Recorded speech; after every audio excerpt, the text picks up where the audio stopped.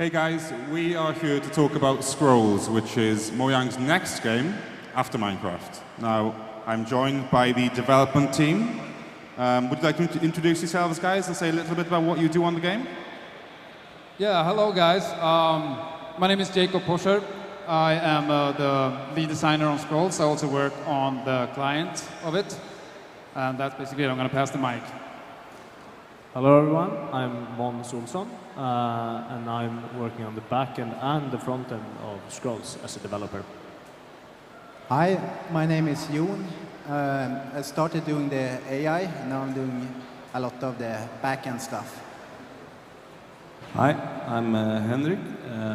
I draw art, the card art and the character art, mostly. Yes, my name is Mattis. I am also an art person and an animator person, and like all the other people in the team, I'm a concept and idea person.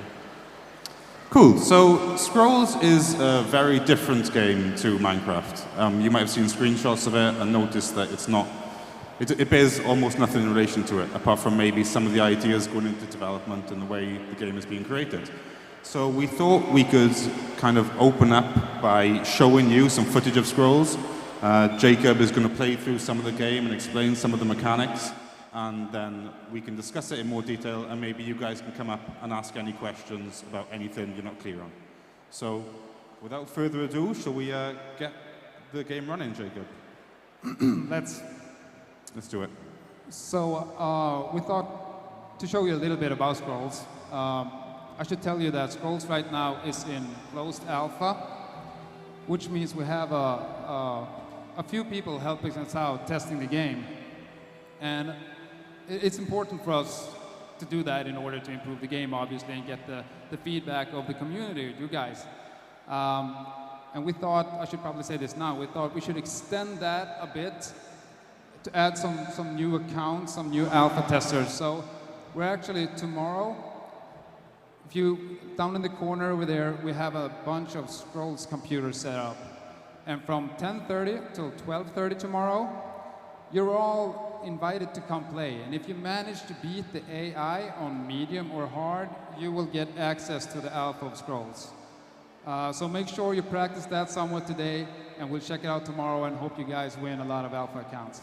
So what Jacob is basically saying is, if you go over there tomorrow and beat the AI on medium or hard, you could be playing this just like Jacob's going to be doing now. So Jacob, you mentioned there that it's not finalized yet, the game isn't complete. That's something which is kind of similar to how Minecraft has been released as well, isn't it? Which is the kind of Mojang philosophy of how we release games. Can you talk a little bit about why you did it in that way? Well, the thing is, we really want to release games early. There are many advantages to this, we feel. But the biggest point of all is that we get so much feedback from our community.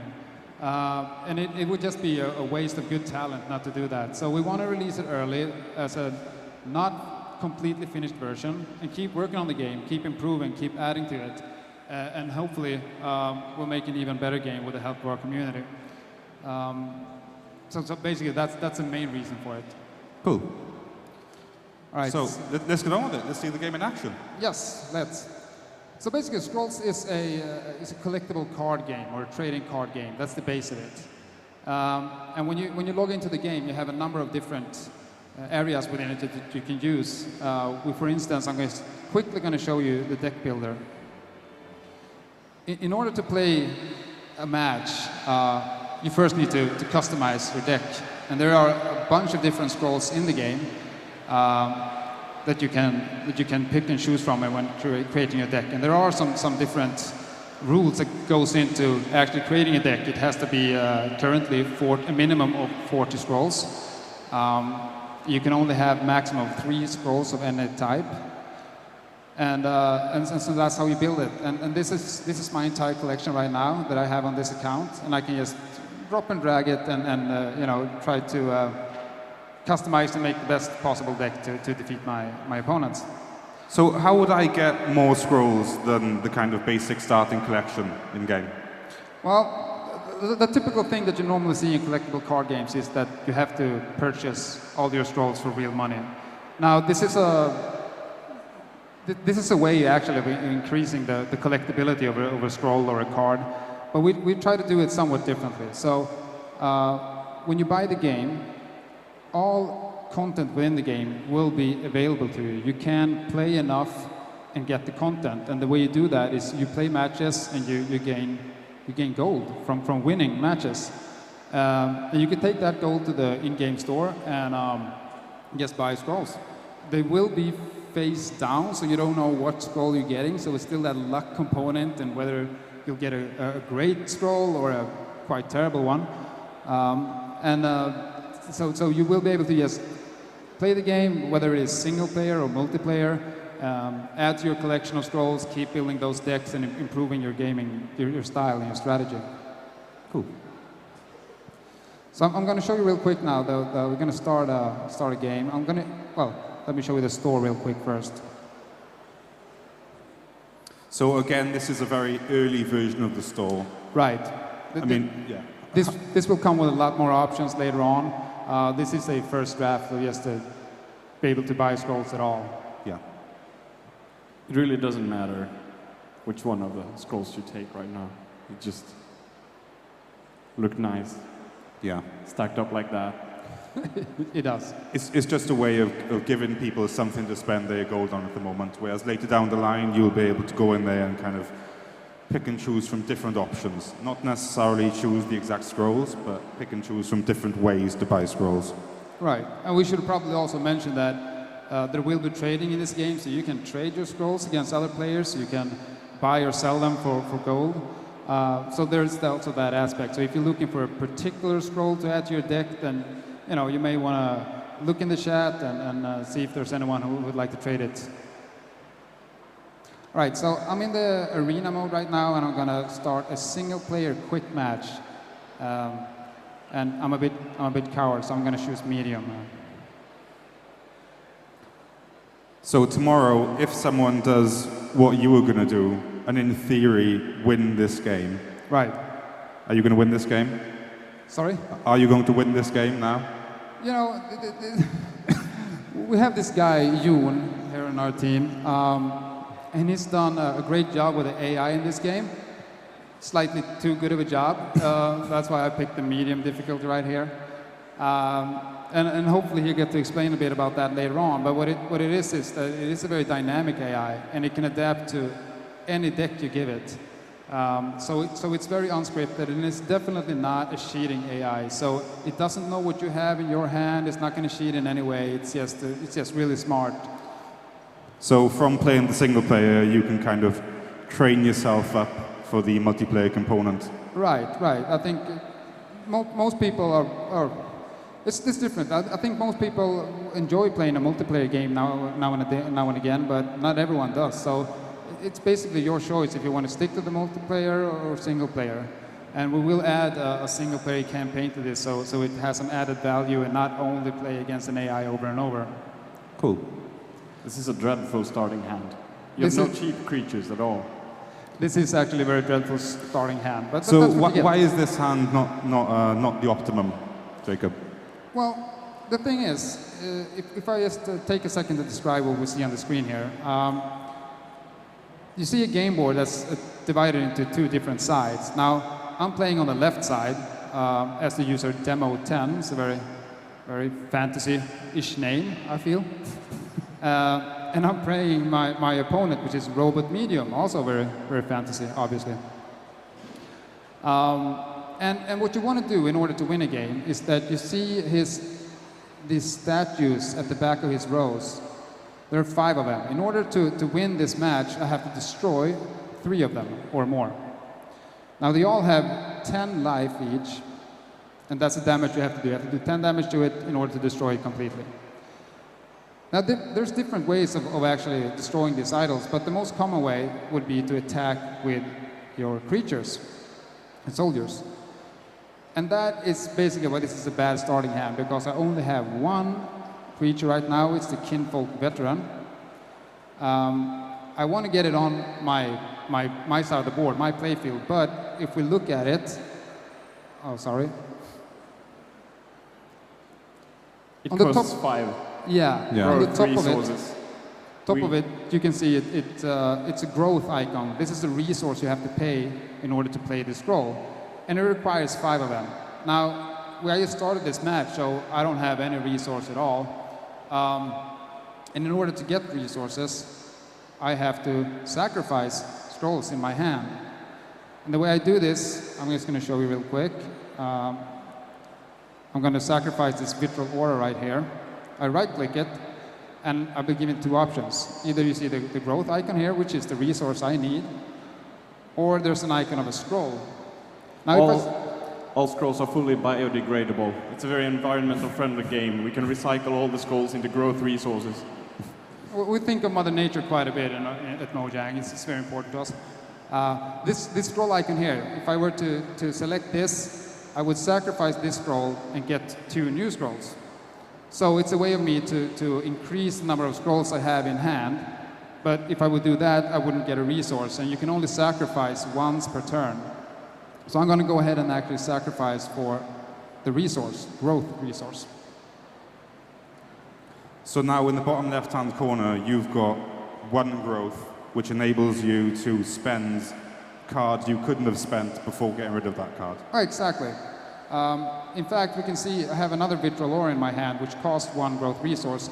Technically, I could cast this, but this is a enchantment that is placed on a creature. I don't have any creatures, so this is worthless to me right now. So there's not really nothing more I can do. I'm just going to end my turn and pass it over to my opponent. So sometimes these games can kind of build up slowly, but then towards the end of the game, you've got a kind of dramatic battle going on between these sides. Right, I mean, that's normally the case. You will build up the amount of resources you have over time, and obviously the more powerful scrolls will cost more resources. So yeah, the big flashes and the big bangs will come towards the end of the game or midway through the game. So even though you can customize your deck, and you can, outside of the game, choose which cards go into the 40 cards, the 5 cards that appear in your hand are totally random in every game. Right, you get random, once every turn, beginning of your turn, you get a new scroll. And that is picked at random from your library, from your deck. So you really don't know what you're going to get. You can only customize, you can only strategize in advance so much. There will always be that small element of random or luck, which I kind of like in games, because when I lose in games, I can always claim that I was unlucky. And when I win, obviously, I was just a great player. We actually got a creature this turn, so I'm going to go ahead and I'm going to sacrifice another scroll for resources. So now I have 2 resources, and I got a Sister of the Fox. Now, this is a creature, and if we look at the scroll real quick, we can see that it costs 2 growth resources, so I can't afford it. It is a creature, type human kinfolk, and it says that when Sister of the Fox comes into play, I get to draw 1 scroll. Now you see some numbers in the middle of the scroll here. Those are actually the scroll's attack value, its attack counter, and its life. So it does 1 damage when it attacks. It attacks every other round, since it's a 2 attack counter, and it has 1 life. So if it's dealt 1 damage, it will die. So I'm going to go ahead and summon this on my game board. Now, if I hover this unit, you can see the highlighted part on my enemy's board. Now that is the attack routes of this unit. Most units attack in a straight line towards your opponent's idol. And if it gets to that idol, it will damage it. But if my opponent summons a creature or a structure in its path, it will be blocked and it will deal its damage to that creature or structure instead. Units can also be moved. Not always, not everyone, but most of the time you can move them. So you click it, you can see this is the area I can move it to.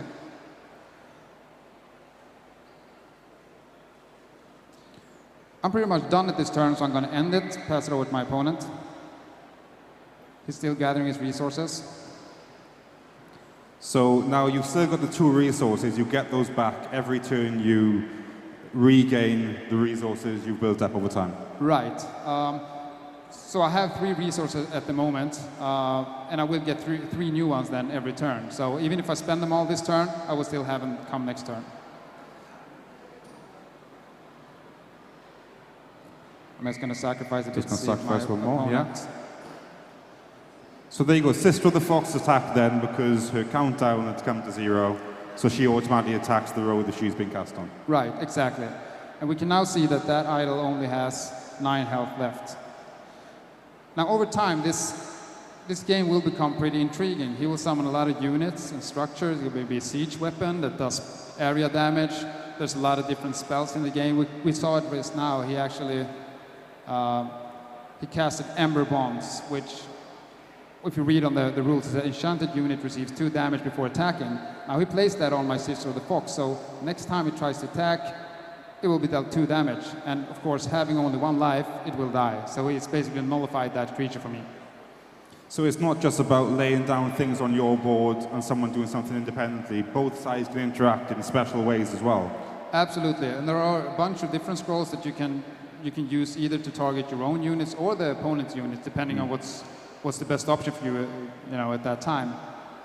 I should also mention that our hopes, of course, are to keep making new scrolls for this game for a long, long time. There are currently around, I think is it 120?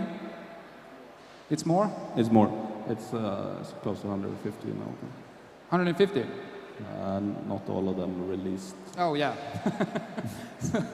Not all of them released.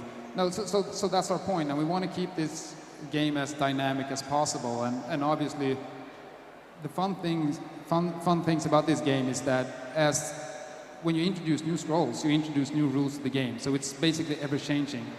And there's a lot of different ways we can take this game. And we hope over time that we will just have an awesome product where we can have a great base of multiplayer players battling each other. We can have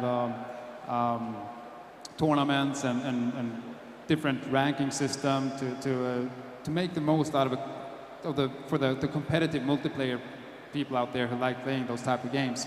And that's the way to make you kind of proud of your unique deck that you've created. And maybe when a new card comes out, it'll inspire you to go for a different tactic or to do something different with your favorite deck. Right, exactly. So who's that guy? Well, that's a Kinfolk veteran. You can see he attacked the same round he came into play. He has that ability. My opponent then chose to cast a spell on him, dealing 3 damage. So there's a variety of different scrolls you can have. We have the units, which are divided into either creatures or structures, and they all have different properties. We also have spells, which their effect is played immediately upon cast. And then there's the enchantments that you can play in either structures or units. Oh, sorry, structures or creatures. So why is Sister of the Fox flashing like that? Why is her hexagon flashing away? Yeah, the flashing you see underneath the feeds means that it will attack at the end of my round. This is basically just to let your opponent know, or yourself, which creatures that will be attacking and when. So you don't have to keep track of the stats and the numbers always. You can kind of just see, okay, this is going to be an attacking unit. Cool. What's the next tactic then, Jacob? What are we going to do now? Right now, I don't even know what I'm doing.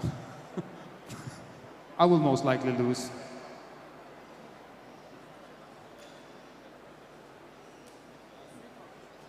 So it's going pretty well so far. Your opponent hasn't had a chance to bring out any units, which I guess is kind of lucky for you in this game. Come again? Your opponent hasn't had a chance to bring out any extra units in this game, so... No. Exactly. Currently, we have 3 different resources in this game. We have growth, we have energy, and we have order. My opponent I'm playing now, I'm guessing he has a really bad draw of hands. But just in general, the energies units are often somewhat more costly, but they're a bit more bulky and a bit more aggressive. So you will see that in games, sometimes you get to round 3 or 4 and you both will have a couple of units out on the battlefield, whereas in some games it can take a while. It's always depend on your draw and how lucky you are with your scrolls. And the style of deck you've decided to construct as well. Oh yeah, absolutely. I mean, it's so important to try to have a balanced deck, as far as you can.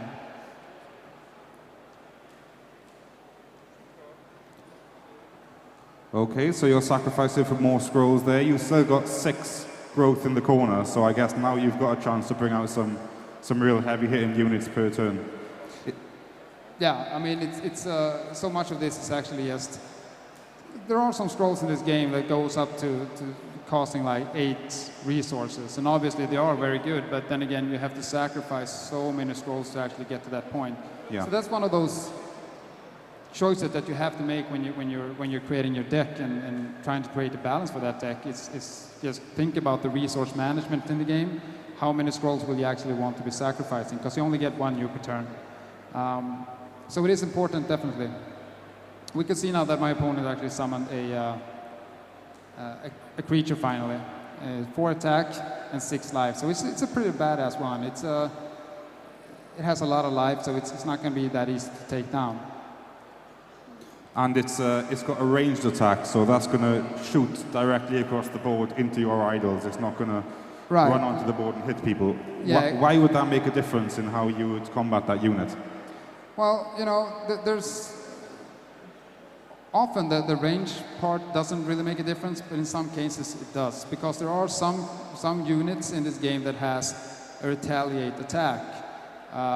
So when they do get attacked, when they take damage, they deal some damage back to their attacker, or the attacker gets poisoned. But that only counts as long as the unit that attacks actually gets close to them and hits them. So if they're a ranged unit, they will have no problem. They won't get retaliated. So they kind of counter against other units, but not in this case, but yeah. Right. I don't know if we should play this game that much longer. I think we got the hang of it right now. This is the base of the game. I mean, we could go on talking about it for quite a time. You know, since 150 different scrolls that does 150 different things, and you put them in combination with each other, it's a never-ending string of possibilities. But this is the base of the game, and this is how you actually play the game, and you think about creating your deck and big portion. Okay, let's see how quickly you can beat this medium AI. Yeah. Oh, you're going to jump out, are you? Yeah, okay. I'm actually going to give up before I get humiliated. It's just a matter of time. Maybe we can run through some of the scrolls and we can talk about the design of some of them and how some of the art guys came up with the inspiration for those. I think it would be interesting to hear, definitely, from a graphic artist's point Cool. of view. Okay, so when you guys are designing these scrolls, do you think of the imagery and how they're going to look first, or do you think of the actual mechanics of how they'd work in game? I'd say in 99% of the cases, we have the rules or an idea of the rules before we start with the art. And that's kind of the fun thing of it, to try to look at the rules, which they're not really inspiring in its text and its numbers. Yeah. And try to figure out what kind of creature is this, and why does he behave like he does in the game. I think in the ideal cases, we start out with a theme, and we try to bring the rules and the art together in the theme at once. That's, you know, that's the best way to do it. It's like, this is a creature, and good things happen to this creature when other creatures die, whether it killed them or not, for example. And if that's the idea, then you can both design a rule around it that contributes to the game, and you also start getting ideas about it. Yeah. But sometimes we have to attack the creation part from different angles all the time. Like sometimes we made a creature and we can't have that creature. We just tell him with the graphics. So it's like, oh well, he looks like his hammer is pretty heavy. Maybe he does extra damage to structures. I don't know. Like that kind of thing also happens where we just repurpose things and try to make them work.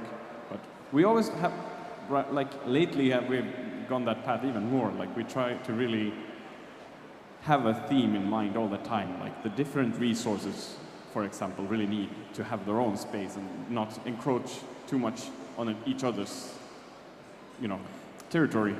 And there's even cases where we design the scrolls around of course, needs in the game. So if there's a specific issue we need to address or take balance into account, we'll of course design scrolls around that as well. Yeah, like Henrik said, that 99% of the cases we really try to start out, even as graphic artists, we don't fight that very much. We really try to start out with the rules and the gameplay, you know, just that. Well, I personally, whenever we go into that territory, like I really try to choose the best ideas that also correspond to some kind of that evoke a feeling in me, like we can do something with this. It evokes some kind of imagery in my mind, like we could probably make something cool out of this graphically as well. At the moment, there's kind of 3 different kind of colors or 3 different decks you can build from. Can you explain those 3 and maybe the differences between how they play and look? Someone? Yeah, well, we recently did an iteration on the themes and tried to figure that out for ourselves. So we've got order. So order. Tell me a little bit about order. What are they? Yeah, order is your typical medieval civilization army type bunch of guys. You know, they're disciplined. They have soldiers and they do things methodically and they have lots of tricks to get their will. Yeah.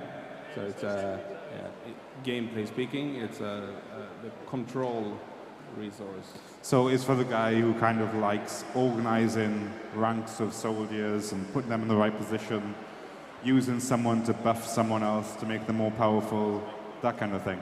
Exactly. Cool. And then we've got growth. So what's the deal with growth? Mons? All right, so growth is an aggressive color and fairly fast, so they can usually deal a lot of damage early on, and then they use some sort of, you know, tribal things to sort of build up with other creatures. So wolves, for example, are very important in growth. You have a couple of different wolves. You have ragged wolf, which is haste, so it attacks the moment it comes into the board. And you have a great wolf, which gains a higher attack value with more other wolves in the game. Cool. So they'll use those kind of tactics to be sort of very aggressive and try to deal damage to the opponents. So that's the game that Jacob was just playing with the growth deck in that previous game. So those units are from the growth thing. And then the third one that we've currently got in the game is energy. So what's the deal with energy? Jacob, do you want to talk about energy for a minute? Well, energy is about blowing things up and just being evil. There's a lot of direct damage. There are some really nasty siege weapon that doesn't necessarily attack the idols, but it does some major damage to your opponent's game board.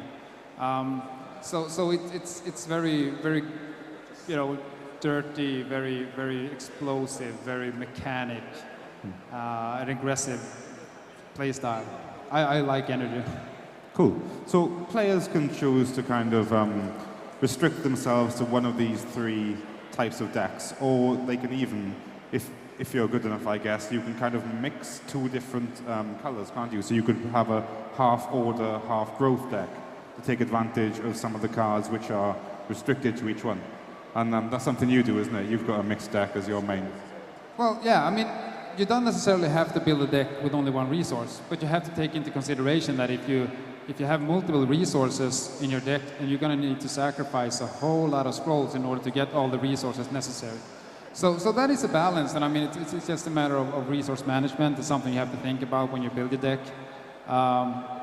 But it's definitely worth it a lot of the times, because you can find some really super fun combinations if you combine some of the, for instance, some of the growth cards or scrolls with the energy. So there's some really nice combinations, but you just have to make sure that you're going to be able to actually play them. I think the combination thing is interesting, because that's when Scrolls really becomes a strategic game. Like when you're creating your deck, you can think of the way the cards are going to work together, and then hopefully when it gets into the game, that kind of combo will pull off. Can you give us an example of something like that? What's your favorite combo? Yeah, well, I have. There's like the first combo that kind of shook the office. It's a card called, what's it called? Deathcap Berserk. It's a growth card that makes any unit attack every turn, no matter what. Even if its countdown is set at 3 and it should actually attack every third turn, Deathcap Berserk makes it attack every turn, but it takes damage all the time. And we combined that with the Honorable General, which is a creature that makes everyone else around him attack every time he attacks. Not anymore, the rules are slightly different, but the gist is the same. Like, whenever he gets to attack, everyone around him gets to attack. So when you combine that, he actually attacks every third turn, but we changed it into, well, every turn. So every turn, everyone around him got to attack. So it would just be a constant onslaught from him. Yeah, so basically what happened was if you got these 2 units down on the board, you could end up relentlessly attacking, Yeah, which was, all I the guess, time. overpowered for It's the hard game. to pull off. Yeah. But when you do it, it really works. Yeah. I mean, we've talked a bit about how the kind of multiplayer system is going to work and how the battles themselves work. Is there going to be a kind of single-player component in the game other than these quick matches? Single player. Yeah. Yeah, well, except for playing against the AI, which really exists right now, we've been looking into making a single-player campaign. It's still in the works. Yeah. So yes, there will absolutely be one with some kind of adventuring, item buying, you know, walking around a map with the character, that kind of thing, like being on an adventure kind of feeling. We really want to make that. Cool. There has been some work done on it. It started, but there's some things we need to do before we can release that. Good stuff. So, I guess we can open up the floor for some questions if you guys are cool with that. Let's do that. Good. Okay, if anyone's got a question, then line up over there and we'll see if we can answer. Maybe not. Maybe we were too thorough. No, here we go.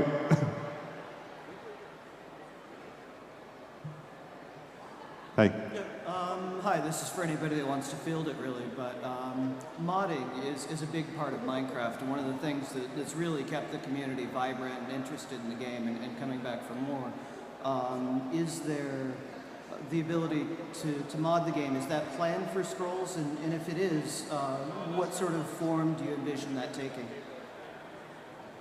Well,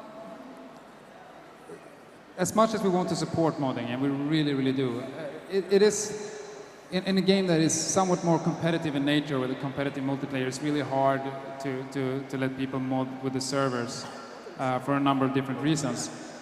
But we have seen already during the alpha, we've seen some pretty nice programming efforts surrounding Scrolls, when people have made, you know, the replay, like service where you can do some replay matches, and you can do the spectator modes of matches, and offline deck builders, and people are coming up with all kinds of fun stuff. And something that we would really like to also support is for people to set up their own tournaments, and to be able to have a tournament, or even a kind of a league system with friends. So you can set up like, okay, the 4 of us, we're going to play this many matches maybe over the course of this amount of time, and you know, find out who's really the best player of all of us are. So we definitely want to support it, but we don't want to do it in such a way that it can break the game balance.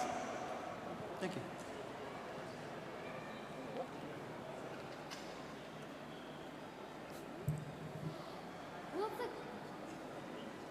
Will the game support more casual players? Yeah, we really want to make that happen. Yeah, I mean, just like I said something along those lines previously, that not everyone is a hardcore multiplayer competitive type, and we definitely want to make this game for everyone. So if you just want to play the single player, you should be able to do that. And if you want to try the multiplayer, you shouldn't have to play ranked matches or hardcore tournaments. You should be able to enjoy this game in your own pace and in your own way. And I think that's very important for this game, to satisfy as many player types as possible. I think one of the better places to implement a good casual kind of play style would be in the single-player adventure kind of campaign. I really think we should look into making that, easy and fun in many ways. Yes. And it can look quite complex when we're showing things here and describing the rules in detail, but you can still jump into the game, and even though you might not be as good as, say, Jacob at playing it, you can still kind of get along and find an opponent that's around your skill level and, experiment and learn through the game. Yeah, sure. I mean, the game comes with a pre-constructed deck, so you don't have to dive into the deck builder if you don't want to. You don't have to read up on every little strategy in the game. So it's quite possible to play it as a casual player. Absolutely. Thank you. Cheers. Oh, someone else is coming up, I think. Yeah. Hey. Hello. I just want to ask the question, what about the fourth resource, decay? Is that still planned? Is that coming up? And is that thing true that maybe the 4 removed resources have moved to decay? Yes. Thanks. Yes, there are some scrolls that have been temporarily removed. Those were moved to decay. It's in progress. I don't know, Mattis, do you want to talk anything about this? Yeah, I've been doing stuff. Drawing things, coming up with things. What kind of things? Well, mostly, death. things that poisonous things with barbs, very dreadful things. Sounds drawing. good. Thanks. Exclusive info direct from the artist's mouth there. Go for it, man. At the moment, I get the feeling that most players play with growth, or growth in combination with some other resource. Are there any plans for balancing them out at the moment? Don't look at me. You're looking at me as if that's my fault. Owen, answer Owen. No, I didn't get the last part. Is there any plans for? Balancing out the resources. Right, yeah. I think one of the problems is so far, energy hasn't had the same amount of scrolls that the other 2 resources have. And we just, in the last patch, we actually added some to energy. And you're absolutely right. Growth has been very overrepresented in the alpha, and this is something we want to balance out, absolutely. And we're trying to do that as much as possible ongoing. I think that's, in a game like this, unfortunately, it's inevitable. People will find combination or cookie cutter, decks that we didn't think of. Basically, you guys are way too creative for us, but we're doing our best to find a model so we can release scrolls that are balanced, and so that people will be able to use all the different types of resources. So hopefully we will see some more leaning towards energy now as well, and just a bigger mix of different decks. Okay, thank you. If I can just add to, if we're splitting hairs, the plan is not to balance growth now, but to constantly balance the game and rebalance, so it will evolve and it will stay vibrant, hopefully, and basically keep balancing all the time. And one of the important tools that we have for doing that is, of course, adding new scrolls. So we will probably, among other methods, address issues like this by adding scrolls to other colors to sort of strengthen them in comparison, without having to breaking the game entirely by making everything too strong, of course. Go. Cool. Hi. Yeah, I noticed you've got the basics of a ranking system for multiplayer up there. I was just wondering how in-depth you're willing to take that. I mean, were you intended to make it sort of a level for professional tournaments and things, or is it more of a fun aspect? Jacob? I think there's room for both, really. In the end, I mean, I kind of like the notion of it being a competitive thing, because you don't necessarily have to participate in it. But I think it's also important to keep it so that you can participate at your own level. You can set up goals for yourself. And you know, as a new player coming into the game, if it's been out for a while, you won't have the same amount, same level of same collection as other people. So it's going to be hard in the beginning. It's going to be rough. But having goals tied to this, whether it is unlocking achievements as well with ranking, and you know, having prizes, or having like, well, we're going to have this ranking now for 3 months, and we're going to deal out, you know, give some prizes for the winner. I think it's just something to, as a player, to kind of to have a goal with your gaming, and also test how good you are against other players. So we definitely want to make it competitive, I think. That sounds great, thanks. Thank you. Love your hat, man. Go ahead. You said you could buy and sell in trade cards. I was wondering if there's plans for like an auction house system that we've seen in other games.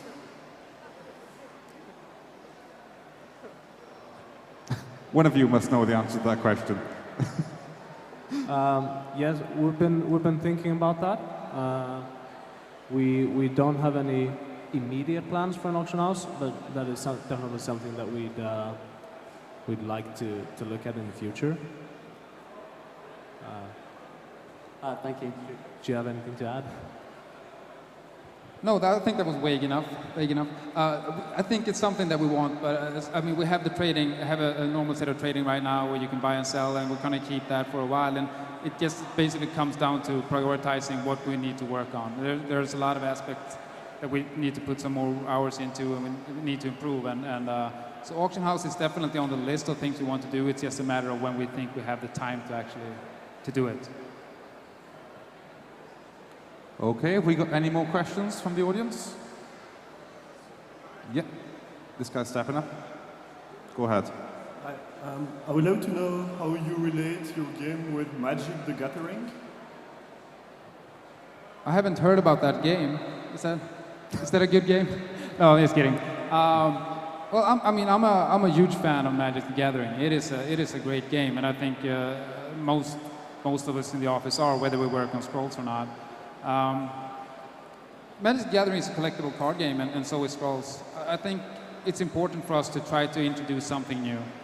Magic the Gathering, as I said, is a great game. It has been around for quite a while, and people enjoy it very much. If we're only going to try and make the same type of game exactly, then we don't have anything to contribute to the genre or to the gamers. I think one of the advantages of Scrolls that we can set out to try to achieve is that this is a digital game. It is meant for a digital platform. So we kind of have that from the beginning, and we try to design the game for that. There are a number, I feel, of rules and the way you play Magic the Gathering that I don't feel is optimal, especially for digital gaming. We try to limit, have another flow in the gameplay that is more adjusted for such a platform. But it is tough. I mean, it is a great game, and it has a great fan base already. But hopefully, we will try to come up with something different that isn't Magic the Gathering, and that will attract people because it is something new and something fresh and something different. Thanks. Have we got any more questions for the Scrolls development team? I think that's it. I was going to ask Jacob. So, is this just coming to PC or PC and Mac? What's the deal? Well, for now it exists on PC and Mac. We will also release it on Linux. Apart from that, woo! Nice to meet some Linux fans. Apart from that, I think it's a game that it's very well suited to play on a pad or smart pad. So that's an obvious choice. I mean, the client is made in Unity, so we have all of the possibility to compile a version for smart pads as well. Whether it will hit consoles or not, it's just the thing is we really want to make this game cross-platform. we want people sitting on an iPad to battle someone who's sitting on a PC or a Mac versus an Android pad and stuff like that. And that becomes somewhat of a problem when you start to talk to console makers. They're not really willing to share their user base in games with other consoles. So we'll see how that works out, but we'll definitely keep it a cross-platform game, and if that means we can't put it on the console, then we won't put it on the console. We will stick with the computers and pads, which seems like an obvious choice. And aside from playing the AI tomorrow and winning on medium or hard, how can I get my hands on the code, or how can I buy the game outright? Yeah. Well, currently it is a closed alpha, so we are somewhat hesitant of giving away too many codes. But the game is actually reaching a point where we feel that it is mature enough to face a bigger audience, and so it's not going to be very long until we can let people, buy their own version of this game at a reduced price, much like Minecraft was released. And at that time, anyone who wants the game can buy it. Sounds great. Okay, thanks guys. Yeah, I just wanted to plug another panel that me and Henrik are going to do. Do it. Yeah, well, tomorrow, around 1, we're going to talk about the art of scrolls and all the things that are looky. You can look at the color and the characters and thingies, and how we make the art for scrolls. A little, look inside of what we do. So I'd like to show that to you guys, so you're very welcome. Around 1 tomorrow, I believe. Cool. Just saying that. Okay, let's have a round of applause for the Scrolls dev team. Thanks, guys.